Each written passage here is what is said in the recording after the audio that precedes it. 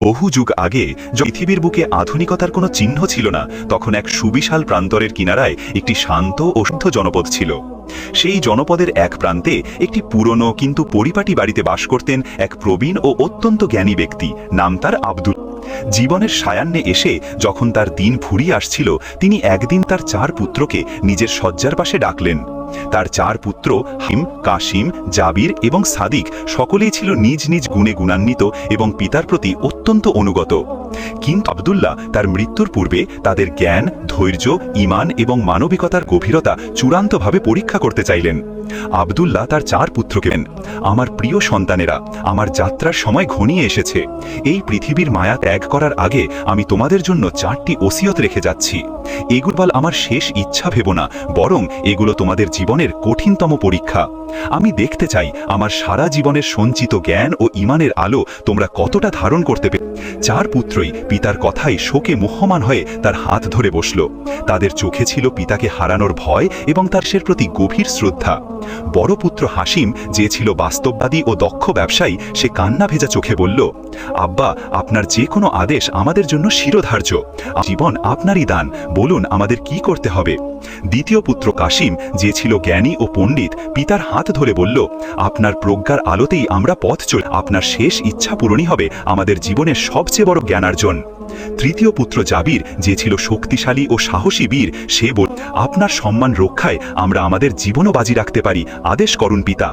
ছোট পুত্র সাদিক, যে ছিল সবচেয়ে সরল, দয়ালু এবং পিতার প্রতি সবচেয়ে বেশি আবেগপ্রবণ, সে নীরবে চোখে ফেলছিল। তার নীরবতাই ছিল তার গভীর ভালোবাসার প্রকাশ। আব্দুল্লাহ মৃদু হেসে স্নেহের দৃষ্টিতে তাদের দিকে তাকিয়ে বললেন, আমার প্রথম ওসিয়ত, আমার মৃত্যুর পর তোমরা প্রত্যেকে 40 দিন নিজ নিজ ঘর থেকে বের হবে না। এই 40 দিন তোমরা সমস্ত চিন্তা থেকে মুক্ত হয়ে শুধু এক সৃষ্টিকর্তার ইবাদতে মশগুল থাকবে। এটি তোমাদের আত্মার পরিশুদ্ধির জন্য। দ্বিতীয়ত হল, 40 দিনের এই নির্জনতা শেষ হলে তোমরা প্রত্যেকে আমার জন্য এমন একটি জিনিস নিয়ে আসবে যা তোমাদের নিজ নিজ জ্ঞান, বুদ্ধি ও বিশ্বাস অনুযায়ী পৃথিবীর সবচেয়ে মূল্যবান। তৃতীয় ওসিয়তটি হল, আমি একটি সিন্দুক রেখে গেলাম যা তোমরা 40 দিন পর খুলবে। আর চতুর্থ ও চূড়ান্ত ওসিয়তটি হল, তোমরা পাবে মূল্যবান জিনিসটি আনার পর আমার কবরের পাশে। তার চোখে এক গভীর রহস্যের ছায়া খেলে গেল। তিনি সতর্ক করে বললেন, মনে রেখো, এই সহজ হবে না। 40 দিনের নির্জনতায় শয়তান তোমাদের মনে কুমন্ত্রণা দেবে, তোমাদের দুর্বলতাকে কাজে লাগাতে চাইবে, আর শ্রেষ্ঠ সম্পদের সন্ধানে তোমাদের সামনে আনা প্রলোভন ও কঠিন পরীক্ষা। যারা ধৈর্য, প্রজ্ঞা এবং অটুট ঈমানের সাথে এই পথ পাড়ি দিতে পারবে, তারাই আমার সত্যিকারের উত্তরসূরি আর রেখে যাওয়া প্রজ্ঞার ধারক হবে। এই কথাগুলো বলার কিছুদিন পরই এক শান্ত ভোরে আব্দুল্লাহ তার সৃষ্টিকর্তার ডাকে সাড়া দিয়ে পরবর্তীতে শেষ নিঃশ্বাস ত্যাগ করলেন।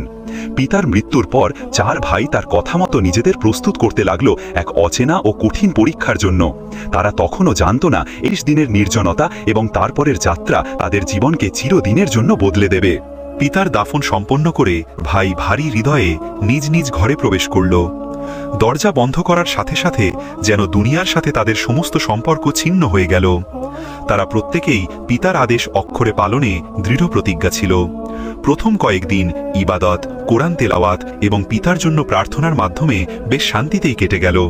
কিন্তু সময় গড়ানোর সাথে সাথে তাদের প্রত্যেকের মনে শুরু হলো এক অদৃশ্য ভয়ঙ্কর যুদ্ধ, তাদের নিজেদের নফসের বিরুদ্ধে, শয়তানের কুমন্ত্রণার বিরুদ্ধে। বড় পুত্র ছিল একজন সফল ও দক্ষ ব্যবসায়ী। তার মন সবসময় হিসাব নিকাশ আর লাভ লোকসানে ব্যস্ত থাকত। 10ম দিনে তার মনে হলো, 40 দিন এই দীর্ঘ সময় ব্যবসা বন্ধ থাকলে সমস্ত অর্জন ধুলোয় মিশে যাবে। কর্মচারীরা হয়তো সব লুট করে নেবে, আমার পরিবার কিভাবে চলবে। শয়তান তার কানে বলতে লাগলো, বোকার মতো বসে আছো কেন? পিতা হয়তো শুধু আনুগত্য পরীক্ষা করতে চেয়েছেন। একবার বাইরে গিয়ে সব ঠিকঠাক করে এসো, ইবাদত তো পরেও করা যাবে। সম্পদ না থাকলে ধর্ম পালন করবে কিভাবে? হাসিমের মন চঞ্চল হয়ে উঠল। সে প্রায় দরজার দিকে এগিয়ে গিয়েছিল, কিন্তু পরক্ষণেই তার পিতার শান্ত সৌম্য মুখখানা মনে পড়ল। তার শেষ কথাগুলো কানে বাজতে লাগলো, ধৈর্য ও ঈমানের সাথে পথ পাড়ি দিয়ে। হাসিম কান্নায় ভেঙে পড়ল। সে জায়নামাজে বসে দোয়া করল, হে আমার রব, আমাকে শয়তানের কুমন্ত্রণা থেকে রক্ষা করুন। সম্পদ তো আপনারই দান, আপনি চাইলে তা আবার পারেন, কিন্তু পিতার আদেশ ও আপনার প্রতি ঈমান হারালে আমি নিঃস্ব হয়ে যাব। এরপর সে আরও বেশি করে ইবাদতে মন দিল। দুনিয়ার চিন্তা মাথা থেকে ছেড়ে ফেলে সে আত্মার শান্তি খুঁজতে লাগল। পুত্র কাসিম ছিল জ্ঞানী। বইয়ের পাতায় সে দুনিয়াকে খুঁজত। 15 দিন পর তার জ্ঞান তৃষ্ণা তাকে অস্থির করে তুলল। তার মনে হলো, জ্ঞান ওর পথ কখনো বন্ধ হতে পারে না। ঘরে বসে থেকে আমার মেধা ভোতা হয়ে যাচ্ছে। বাইরে কত নতুন দর্শন, কত নতুন আলোচনা অপেক্ষা করছে। এভাবে নিজেকে আবদ্ধ রাখা তো জ্ঞানেরই অপমান। শয়তান তার অহংকারকে উস্কে দিয়ে বলল, তুমি তো অন্যদের মতো সাধারণ নও। তোমার জন্ম হয়েছে জ্ঞান বিতরণের জন্য। এই নির্জনতা তোমার প্রজ্ঞাকে ধ্বংস করে দেবে। বেরিয়ে যাও, এর আলো ছড়াও। কাসিম এক গভীর দ্বন্দ্বে পড়ে গেল। সে ভাবল, প্রকৃত জ্ঞান কি?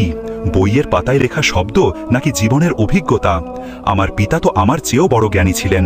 তিনি নিশ্চয়ই কোনো গভীর কারণেই এই দিয়েছেন। প্রকৃত জ্ঞান তো সেটাই যা মানুষকে বিনয়ী, ধৈর্যশীল এবং সৃষ্টিকর্তার অনুগত করে তোলে। আমার পিতার আদেশ পালন করাই এখন আমার জন্য সবচেয়ে বড় জ্ঞানার্জন। তৃতীয় পুত্র জাবির ছিল একজন বীর। তার রক্তে ছিল শক্তি ও সাহসের উন্মাদনা। 20 দিন পর তার 4 দেয়ালের জীবন অসহায় হতে লাগল। তার পেশিগুলো শক্তি প্রয়োগের জন্য আকুল হয়ে উঠল। তার মনে হলো, এভাবে কাপুরুষের মতো ঘরে বসে থাকা আমার ধর্ম নয়। বাইরে নিশ্চয়ই কোনো দুর্বল অধিত হচ্ছে, কোনো অন্যায় সংঘটিত হচ্ছে। আমার এই শক্তি তো তাদের রক্ষা করার জন্য। শয়তান তাকে বীরত্বের নেশায় উস্কানি দিল। তুমি একজন বীর, তোমার জায়গা যুদ্ধের ময়দানে, অসহায়ের পাশ। এখানে বসে থেকে তুমি তোমার শক্তিকে নষ্ট করছো। জাবিরের ইচ্ছে করছিল দরজা ভেঙে বেরিয়ে যেতে, কিন্তু সে নিজেকে সংযত করল। সে ভাব, আমার পিতা বলতেন, সবচেয়ে বড় বীর সেই যে নিজের ক্রোধ ও প্রবৃত্তিকে নিয়ন্ত্রণ করতে পারে। আমার জন্য এটাই এখন সবচেয়ে বড় জিহাদ, জিহাদ আল নফস। সে তার শারীরিক শক্তিকে মানসিক ও আত্মিক শক্তিতে রূপান্তর করার সাধনা শুরু করল। সে দীর্ঘ সময় ধরে নামাজ ও ধ্যানে মগে নিজের ভেতরের অস্থিরতাকে জয় করার চেষ্টা করল। ছোট পুত্র সাদিক ছিল সরল ও আবেগপ্রবণ। পিতার প্রতি তার ভালোবাসা ছিল শর্তহীন। 25 দিন পর মনটা তীব্র একাকিত্ব ও বিষণ্ণতায় ছেয়ে গেল। তার মনে হলো, আমি একা, আমার বাবা নেই, ভাইয়েরাও দূরে আছেন। এই শূন্য ঘরে আমার দম বন্ধ হয়ে আসছে। শয়তান তাকে হতাশার গভীর অন্ধকারে ঠেলে দিতে চাইল। সে ফিসফিস করল, তোমাকে কেউ ভালোবাসে না, সবাই তোমাকে ভুলে গেছে। এই কষ্ট সহ্য করার চেয়ে বাইরে বেরিয়ে যাওয়াই ভালো। সাদিকের চোখ দিয়ে অঝরে জল পড়তে লাগলো। জায়নামাজে বসে শিশুর মতো কান্নায় ভেঙে পড়ল। সে দোয়া করল, হে আমার রব, হে আমার সৃষ্টিকর্তা, হে আমার সবচেয়ে কাছের বন্ধু, আপনি তো সাথেই আছেন। আমার একাকিত্ব তো আপনার উপস্থিতিতেই দূর হতে পারে। আমার পিতার আদেশ পালনে আমাকে শক্তি দিন। আমার দুর্বল হৃদয়কে আপনার ভালোবাসা পূর্ণ করে দিন। তার সরল বিশ্বাস এবং গভীর ঈমান এক ঐশ্বরিক শক্তি হিসেবে কাজ করল। তার মন এক অপার্থিব শান্তিতে ভরে গেল। সে অনুভব, সৃষ্টিকর্তা তার সবচেয়ে কাছে আছেন।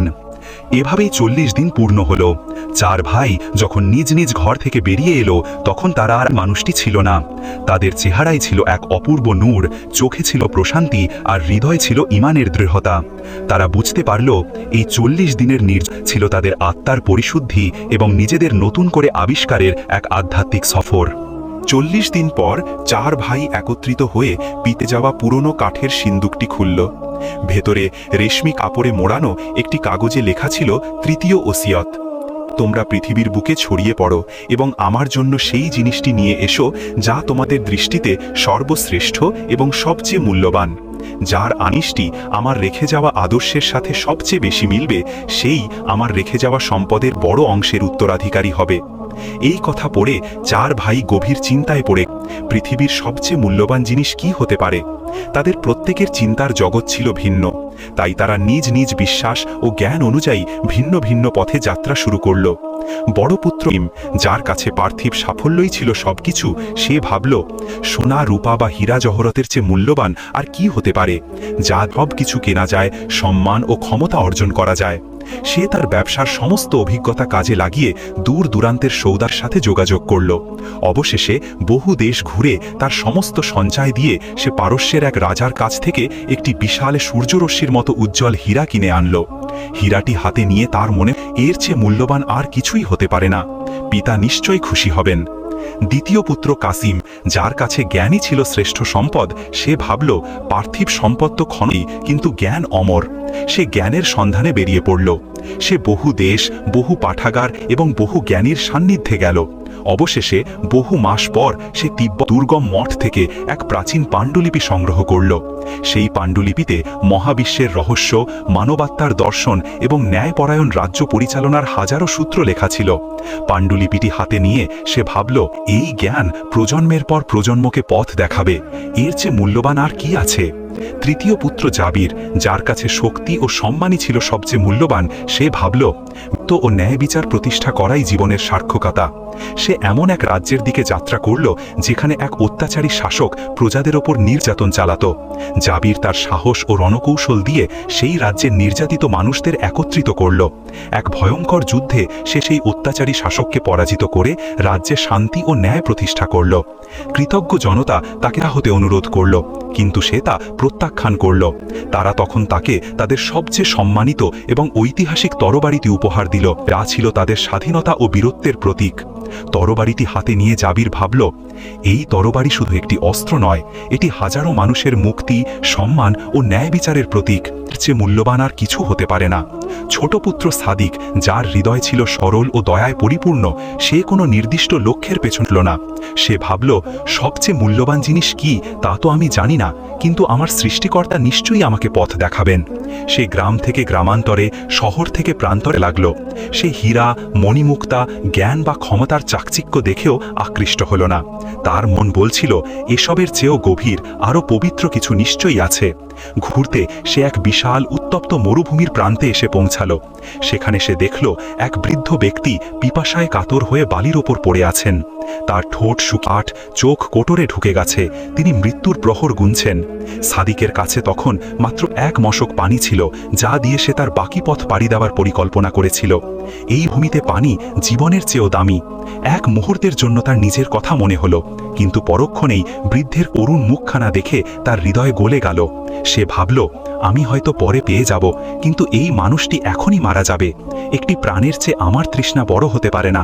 সে এক মুহূর্ত দ্বিধা না করে তার মশকের সমস্ত পানি দিয়ে বৃদ্ধের মুখে ঢেলে দিল, তার সেবা করল। বৃদ্ধটি পানি পান করে ধীরে ধীরে সুস্থ হয়ে উঠলেন। তিনি কান্না ভেজা চোখে সাদিকের মাথায় হাত রেখে প্রাণ ভরে দোয়া করলেন, হে যুবক, আল্লাহ তোমার মরুন, তুমি নিজের জীবনের ঝুঁকি নিয়ে আমার প্রাণ বাঁচিয়েছ। তোমার মতো মানুষের জন্যই এই পৃথিবীটা এখনো সুন্দর। সাদিকের আর কোনো পার্থিব সম্পদ রইল, তার হাত ছিল খালি, কিন্তু তার মন ছিল এক অপার্থিব শান্তি ও তৃপ্তিতে পরিপূর্ণ, যা সে আগে কখনো অনুভব করেনি। সে ভাবল, আমার কাছে তো পিতাকে দেখানোর মতো কি নেই। বিষণ্ণ মনে ফেরার পথে সে দেখল পথের ধারে এক টুকরো শুকনো প্রাণহীন মাটি পড়ে আছে, কিন্তু যে জায়গাটিতে সে বৃদ্ধকে পানি পান করিয়েছিল সেখানে ছলকে পড়া কয়েক ফোঁটা পানি আর বৃদ্ধের কৃতজ্ঞতার অশ্রু মিশে সেই শুকনো মাটিকে সিক্ত করেছে, আর সেই ভেজা মাটি থেকে অলৌকিকভাবে একটি সবুজ কচি চারা মাথা তুলেছে। সাদিক দৃশ্যটি দেখে অবাক হয়ে গেল। সে ভাবল, একটি প্রাণের বিনিময়ে আরেকটি প্রাণের জন্ম, এর চেয়ে সুন্দর আর কি হতে পারে। সে পরম মমতায় ওই মাটিসহ চারাগাছটি তুলে নিল। তার মনে হলো এটাই তার সবচেয়ে বড় প্রাপ্তি। নির্দিষ্ট দিনে 4 ভাই তাদের আনা জিনিস নিয়ে পিতার কবরের পাশে একত্রিত হল। তাদের প্রত্যেকের মনেই ছিল চাপা উত্তেজনা, কে হবে পিতার সত্যিকারের উত্তরসূরি। হাসিম গর্বের সাথে তার বিশাল হীরাটি দেখিয়ে বলল, পিতা দেখুন, আমি আপনার জন্য পৃথিবীর সবচেয়ে মূল্যবান রত্ন এনেছি, এর দ্যুতি আর মূল্য অতুলনীয়। হাসিম তার অমূল্য পাণ্ডুলিপিটি মেলে ধরে বলল, পিতা আমি আপনার জন্য এনেছি জ্ঞানের ভাণ্ডার, যা দিয়ে অগণিত মানুষ আলোকিত হবে, এটাই শ্রেষ্ঠ সম্পদ। জাবির তার সম্মানিত তরবারিটি উঁচু করে ধরে বলল, পিতা আমি আপনার জন্য এনেছি বীরত্ব, ন্যায় বিচার ও হাজারো মানুষের মুক্তির প্রতীক, এর চেয়ে বড় সম্মান আর কিছু হতে পারে। সব শেষে সাদিক লজ্জিত ও সংকুচিত পায়ে এগিয়ে এলো। তার হাতে ছিল কেবল এক টুকরো মাটি আর একটি দুর্বল কচি চারাগাছ।